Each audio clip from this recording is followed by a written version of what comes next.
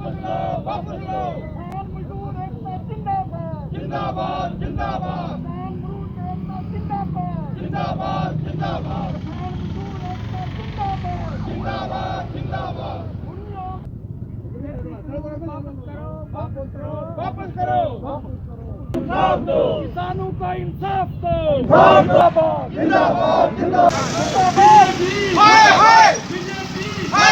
और आज कर्ण बाग में भी किसान जो हैं पूरे इकट्ठे हुए हैं, लिविंग कलर कास्ट क्रीड, और ये गवर्नमेंट ऑफ इंडिया भारतीय सरकार को, बीजेपी को ये चैलेंज कर रहे हैं कि किसानों के साथ और देश को प्राइवेट मत किया जाए।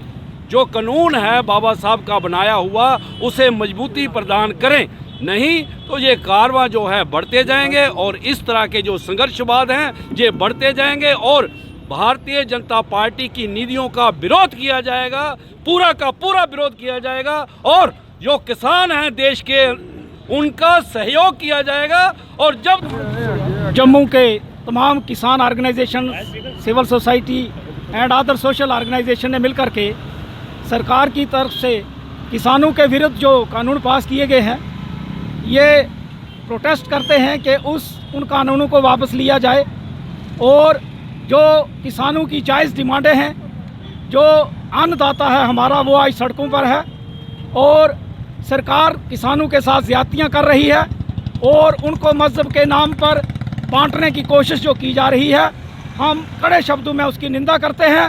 और जब तक सरकार इन बिल को वापस नहीं लेती और जो आज 10 डिमांड्स और किसानों ने जो अपनी रखी है नेगोशिएशन में, वो तमाम डिमांड जो हैं जब तक पूरी नहीं होती, ये जो अनुरोध, ये जो प्रोटेस्ट है ये पूरे भारतवर्ष में और ज़्यादा जोर पकड़ेगा।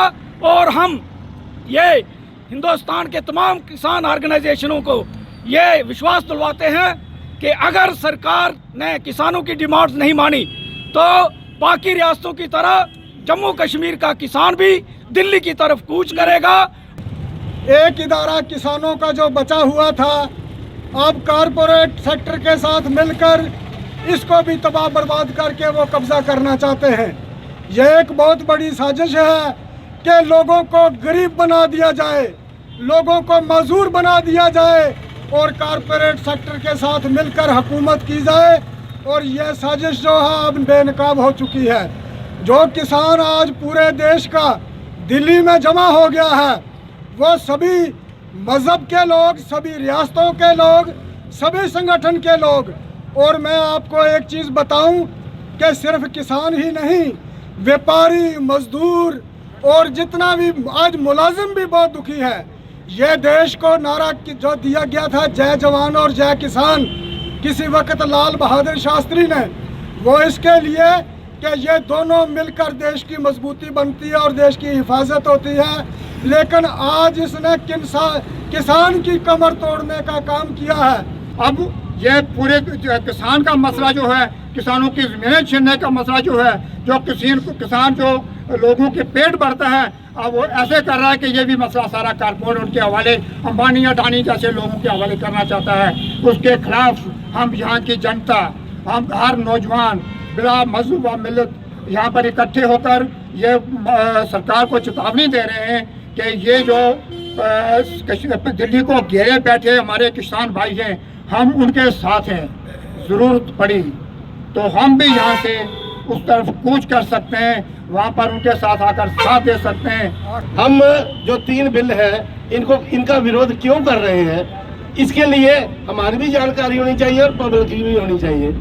क्योंकि अगर ये 3 कानून जो है ये लागू हो जाते हैं तो सरमायादार के लिए तो ये अच्छी बात है और गरीब आदमी के लिए ये बहुत बुरी बात है और ख़ासकर किसान के लिए बहुत बुरी बात है। असल में ये कानून इसलिए ला रहे हैं, हमने देखा है कि शुरू से जब हमारी खेती जो है वो कुदरती खेती थी, आप देसी खाद से फसल पैदा करते थे, तो सरमायादार ने एक नई चीज़ हमारे लिए लाई जो केमिकल खेती हमें दी। और केमिकल खेती का क्या असर हुआ आप पंजाब में जाकर देख लो या हमारे जम्मू कश्मीर में आकर देख लो। जितनी बीमारियाँ आ रही है वो केमिकल खेती की वजह से आ रही थी। और अब ये अगर 3 कानून पास हो गए ना तो इससे भी अगली जो है वो खेती आएगी हमारे पास जिसको जीएम खेती बोलते हैं, जेनेटिकली मॉडिफाइड खेती बोलते हैं। वो अगर वो खेती हुई तो सरमायादार तो मालामाल हो जाएगा, लेकिन आम जनता मार जाएगी, नौजवान हमारे बिल्कुल बेकार हो जाएंगे। जिंदाबाद जिंदाबाद किसान एकता यूनियन जिंदाबाद जिंदाबाद किसान एकता यूनियन जिंदाबाद जिंदाबाद नहीं कर रहे बल्कि आज ऑल ओवर इंडिया का प्रोटेस्ट कर चलिया है। मैं भी ट्रांसपोर्ट के नाल संबंध हाँ, पर ट्रांसपोर्ट की इन्नी कंडीशन खराब हो चुकी है